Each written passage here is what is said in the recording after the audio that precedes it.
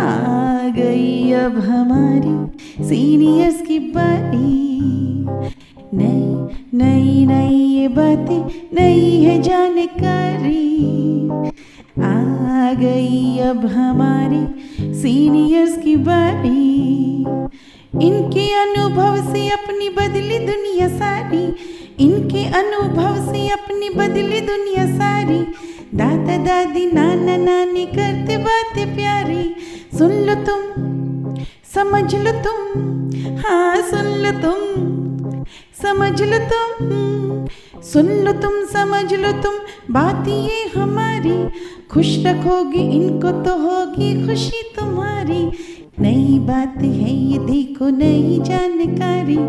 आ गई अब हमारी सीनियर्स की बारी। वन्य जीवों को देखना वाकई में बेहद इंटरेस्टिंग और अद्भुत होता है, पर ये एक्सपीरियंस और भी अनोखा हो जाता है जब इन वन्य जीवों को शहरों के जू की बजाय किसी अभयारण्य नेशनल पार्क में देखा जाए। आइए कुछ पल बैठते हैं बुजुर्गों की छांव में। जो देखी है उनकी आंखों ने जिंदगी के ढेरों अनुभव, उन अनुभवों से अनुभव हम आज लेते हैं। नमस्कार दोस्तों, आप सबका स्वागत है। विज्ञान प्रसार, विज्ञान और प्रौद्योगिकी विभाग, भारत सरकार एवं अलगप्पा विश्वविद्यालय कराईकुडू तमिलनाडु के संयुक्त तत्वाधान में वरिष्ठ नागरिकों द्वारा प्रस्तुत एक खास कार्यक्रम श्रृंखला अनुभव में, जिसे आकार दिया है डॉक्टर आर श्रीधरन ने और मार्गदर्शन कर रही हैं कार्यक्रम की मेंटोर पूजा मुरादा। साथ ही निर्माता हैं चित्रा शर्मा और जमशेद खान, और जिसे आप सुन पा रहे हैं सामुदायिक रेडियो 90.8 FM 24 पर। और मैं हूं आरजे सनी।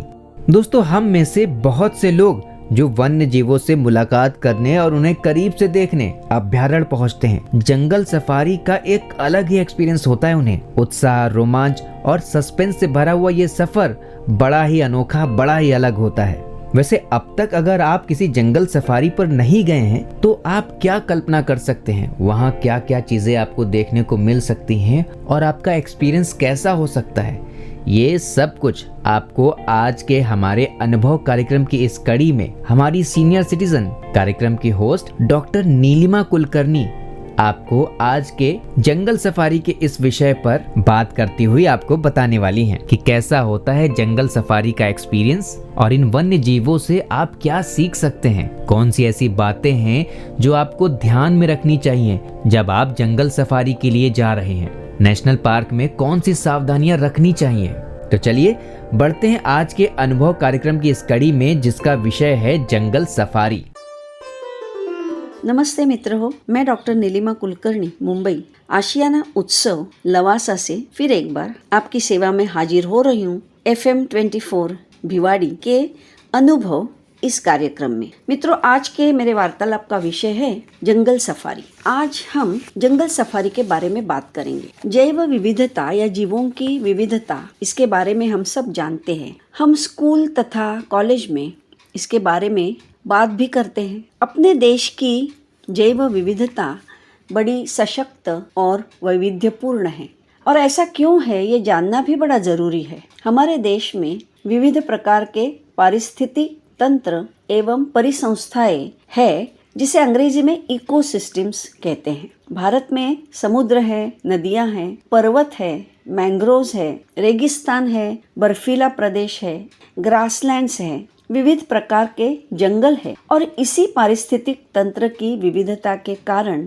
हमारे यहाँ की जैव विविधता बड़ी ही समृद्ध और वैशिष्ट्यपूर्ण है। इसमें जानवर, वनस्पति, जीव जंतु, पक्षी, जीवाणु, इन सब का समावेश होता है। अब हम बात करेंगे वन्य प्राणियों के बारे में। वन्य जीव देखने आप कभी राष्ट्रीय उद्यान या वन्य जीव अभयारण्य में गए हैं? वहाँ का अनुभव लेना बहुत ही रंजक, रोचक और उत्तेजक भी होता है। इन पार्कों में जिप्सी में घूमकर वन्य प्राणियों का दर्शन लेना पड़ता है। वैसे तो हम अक्सर घूमने के लिए हिल स्टेशन या समुद्र जाते हैं, लेकिन इसके साथ साथ साल में एक बार कभी ऐसे किसी राष्ट्रीय उद्यान या अभयारण्य में जाना चाहिए।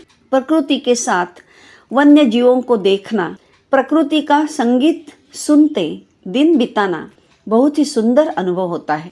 इससे हमें हमारी ये जीव संपत्ति की भी पहचान होती है।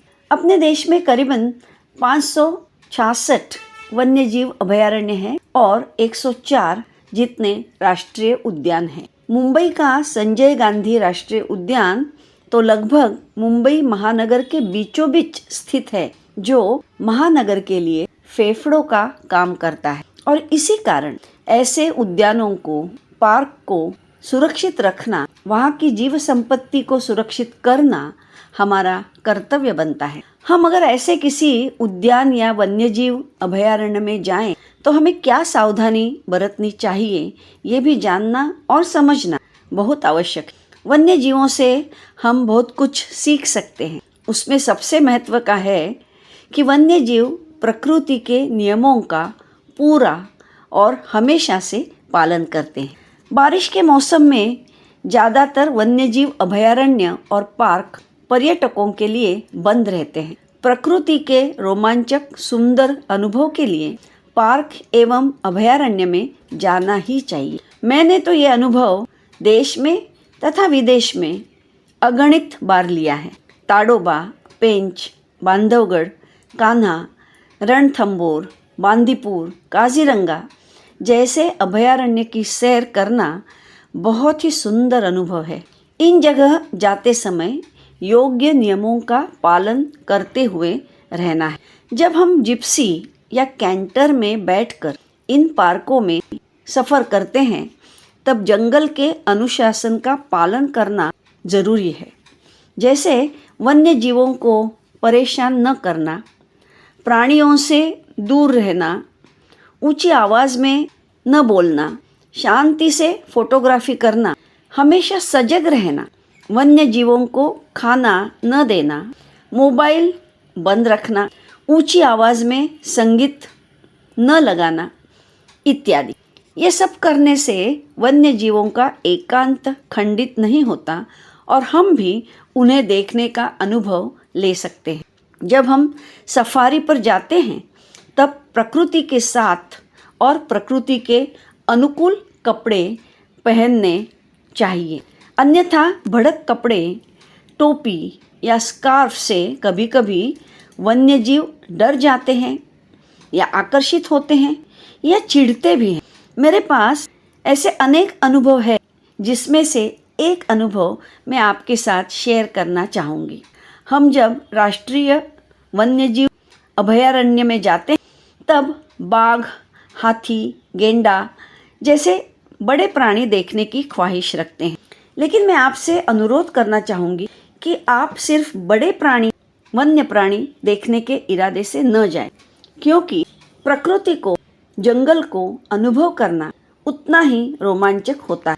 सर्वसामान्यतः जंगल की सफारी वर्षा ऋतु में बंद रहती है। वन्य प्राणियों को देखने का सबसे अच्छा समय है जनवरी से अप्रैल तक। बाघ जैसे बड़े वन्य जीव सूरज उगने से पहले और सांझ, जिसे गोधूली बेला कहते हैं, तब अपने शिकार करते हैं। वन्य जीव गर्मी के दिनों में ज़्यादातर पानी के स्रोत के पास दिखने की बड़ी संभावना होती है। बाघ बहुत सुंदर, ताकतवर और सज्जन किस्म का जानवर है। आज पूरे विश्व में बाघों के 6 प्रजाति अस्तित्व में हैं, जैसे royal Bengal tiger, Malayan tiger, Indo Chinese Amur या Siberian tiger, South China tiger और सुमात्रन टाइगर। हमारे देश में मिलने वाली बाघ की प्रजाति रॉयल बंगाल टाइगर है। दुनिया के 70% बाघ अपने देश में। भारत सरकार ने 1973 में बाघों को संरक्षित करने के लिए प्रोजेक्ट टाइगर की शुरुआत। पूरे विश्व में 29 जुलाई को अंतर्राष्ट्रीय बाघ दिन मनाया जाता है। बाघ पेड़ पर चढ़ता नहीं, लेकिन पेड़ों पर अपने नाखून से मार्किंग्स करता है, जो उसका इलाका निर्देशित करता है। बाघ एक अच्छा तैराक भी। बाघ को जंगल में उसकी प्राकृतिक स्थिति में देखना, ये सच में एक उत्सव होता है। जंगल में जिप्सी चलती है और बाघ के पंजों के निशान देखकर उसकी खोज भी चलती रहती है। आसपास बाघ है इसकी जानकारी जंगल के विविध प्राणी और पक्षी सबको देते रहते हैं। जैसे ट्री पाय नाम का एक पक्षी एक खास आवाज़ निकालता है। झाड़ पर बैठे बंदर एक अलग सी आवाज़ निकाल के सबको सतर्क कर देते हैं। बंदर पेड़ पर होने की वजह बाघ को दूर से देख लेता है। पेड़ के नीचे घास खाने वाले हिरन इन सब आवाज़ों से अंदाज़ा लगाते हैं और हिरन भी एक छोटा सा कॉल देता है। हमारी जिप्सी भी जंगल में ऐसे ही चल रही थी। विविध आवाज़ और अलर्ट कॉल्स भी आ रहे थे। बहुत ही रोमांचकारी अनुभव था। हमारी नज़रें जिप्सी के दोनों तरफ तकी हुई थी। जिप्सी का ड्राइवर और गाइड दोनों ही वाघ को ढूंढ रहे थे। संपूर्ण शांत वातावरण, सिर्फ कॉल्स की आवाज़, खुद की धड़कन भी सुनाई दे रही थी। मन में उत्सुकता और थोड़ा डर भी था। कोई किसी से हल्की आवाज़ में भी बात नहीं कर रहा था। हमारी जिप्सी ने धीरे से एक मोड़ लिया और सामने देखा तो एक सुंदर बाघ रास्ते के बीचों बीच चल रहा था। वैसे तो विश्व सुंदरी प्रतियोगिता में हम अक्सर कैटवॉक देखते हैं, मगर उस कैटवॉक के सामने ये इतना सुंदर कैटवॉक हमारे सामने हो रहा था। हमारी धड़कनें तेज़ हो गई। सिर्फ आँखों का कैमरा शुरू था। आगे बाघ और पीछे चलती हमारी जिप्सी। थोड़ा रास्ता चलने के बाद बाघ रास्ते से हटकर झाड़ियों में निकल गया और हम सब उसका वर्णन करते करते थकते नहीं थे। यह सब सुनने के बाद आपने भी वन्यजीव अभयारण्य जाने का ज़रूर सोच लिया होगा। साल में एक बार अपने राज्य में नज़दीक में ही उपलब्ध राष्ट्रीय उद्यान या वन्यजीव अभयारण्य की मुलाकात ज़रूर कीजिएगा। आप एक अनोखे आनंद और समाधान का अनुभव करेंगे। तो मित्र हो, ये थी जंगल सफारी विषय की बात।